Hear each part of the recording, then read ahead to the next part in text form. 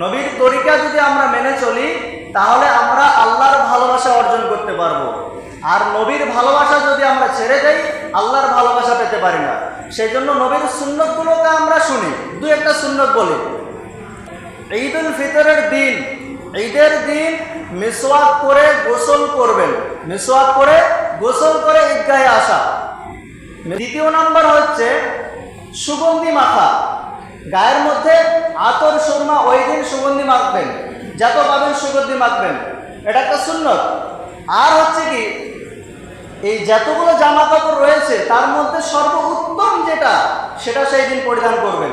এবং মানুষ তো সব ধনী মানুষ, সকলেই নতুন জামা পরিধান করবে সেই দিন, তো সব থেকে উত্তম যেটা সেটাই আমরা পরিধান করব। আর একটা সুন্নত হচ্ছে ঈদের দিনে আল্লাহ সুবহানাহু ওয়া তাআলার হাবিবের যেটা সুন্নত সেটা হচ্ছে ঈদগাহ ময়দানে কিছু না খেয়ে যাবেন না।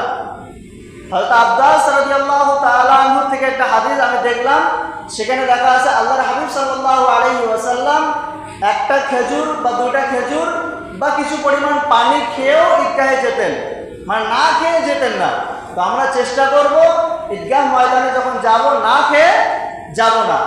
আর একটা হাদিস দেখলাম যে আল্লাহর হাবিব সাল্লাল্লাহু আলাইহি ওয়াসাল্লাম এক রাস্তা দিয়ে যেতেন আর এক রাস্তা দিয়ে ফিরে আসতেন।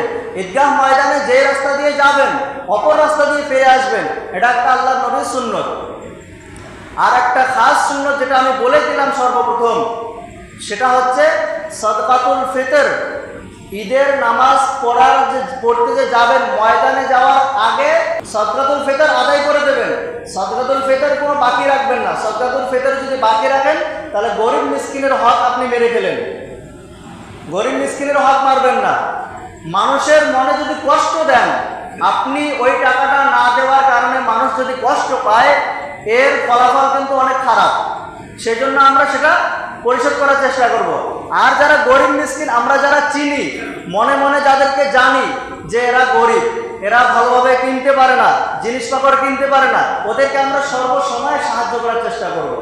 ঈদুল ফিতর একটা উৎসাহের দিন, আমরা চেষ্টা করব, আমরা ধনী মানুষ আমরা উৎসাহ করবই, কিন্তু আমাদের সাথে সাথে যারা গরিব তাদের কেমন করে উৎসাহ হয়, তো আমরা চেষ্টা করব আমাদের যতটুকু দিয়েছেন তার থেকে আমি তাদেরকে সাহায্য করব, যাতে তাদের ঈদটা ভালোভাবে কাটে।